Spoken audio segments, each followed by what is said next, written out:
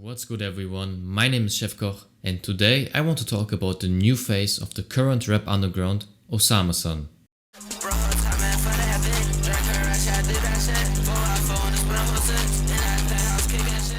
OsamaSon was born in Ohio but grew up in Charleston, South Carolina. In his childhood he liked to play basketball, but he always has been around music since his uncles had a recording studio and they would write songs for Osama and actually introduced him to FL Studio. That's how he started out as a rap producer, and he would post his beats on YouTube under the alias OsamaSon. He chose this name because his father is called Osama, therefore he is the son of Osama. Very creative, I know.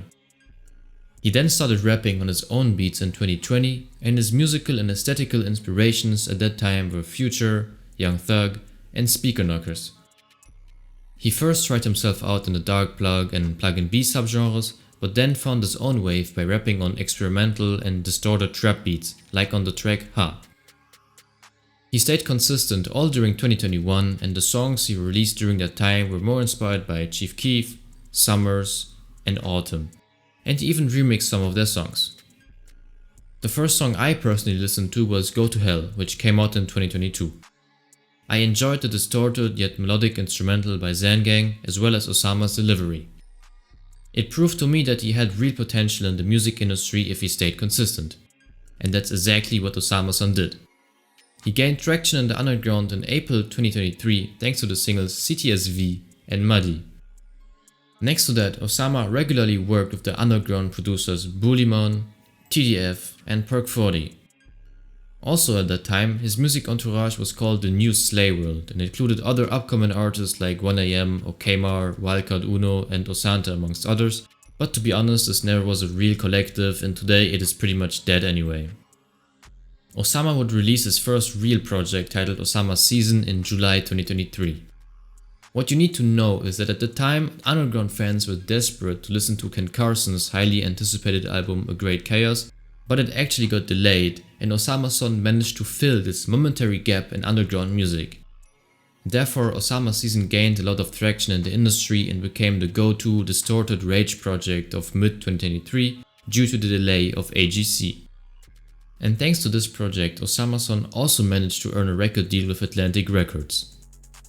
But the new attention surrounding Osama and his career was not only positive because at that time he had heavy Carti and Ken clone allegations, because many listeners felt like Osama was biting the distorted rage sound and his aesthetic from Opium. From wearing the same clothes as Carti and having the same hair, or copying his cover art, OsamaSon could not catch a break. And especially the song X and Sex was considered as a knockoff Ken Carson track. Me personally, I didn't really have a problem with Osama's style of music because every rapper is inspired by other artists, and in retrospect the only thing the allegations ever did was boost OsamaSon's name and music even more. At the end it was a smart move because thanks to the controversy Osama was able to successfully promote his next album Flex Music. This record dropped in December 2023 and completely blew him up in the underground. Flex Music was very well received by underground fans and definitely is Osama's best and most creative work yet in my opinion. My favorite track on here is Boss Up, that beat is too good. And in February 2024 Osama dropped the deluxe version of Flex Music, which also was widely appreciated by his fans. 2024 really is his year because next to the deluxe he had an amazing performance at Rolling Loud and headlined his own US tour as well. This only made him even more popular and appreciated in the music scene, but there still is one negative thing I need to talk about. OsamaSon was involved in a small controversy because he sold $80 Flex Music merch, but at the end everybody who purchased the piece online received some dropshipped Gildan hoodie with horrible screen printing, so he basically scammed his fans. What do we learn from this? Do not buy merchandise from upcoming artists, it's just a quick cash grab for them. But now let's focus on the music again. Recently, OsamaSon was featured on the song Diamonds in My Face by Devstacks. This was an amazing collaboration, and next to that he also worked with Glock 40 Spaz on the song Codeine Dreams. According to producer Al Chapo, the two actually have a collab tape together, but I don't know if it will ever come out.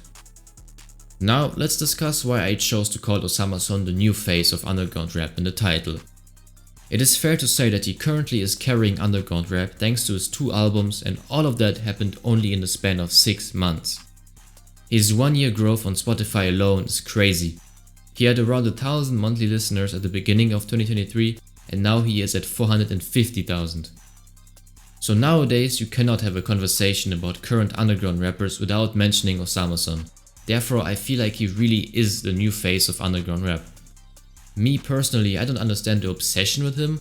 I just listen to him casually and couldn't care less about his persona, but a lot of people think differently and that's fine. The problem I personally see with OsamaSon though is the fact that he blew up too quickly and therefore might fall off rapidly as well, but I of course hope that he will bless us with good enough music so that this doesn't happen.